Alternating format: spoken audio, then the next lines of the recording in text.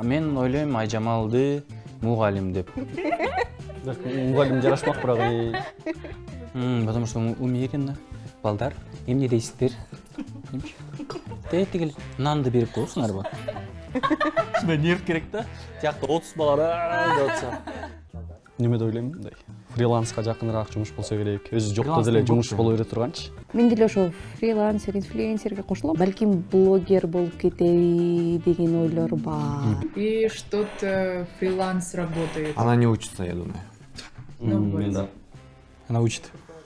Окуп бүткөн болсо керек. Я честно не знаю, потому что мы с Джамал мало общались, и в целом она мало о себе рассказывала, да, вот, поэтому я не знаю. Ну, как бы Скрытная, тяжело да? что-то, да, она такая чуть-чуть. Скрытная. Спокойная.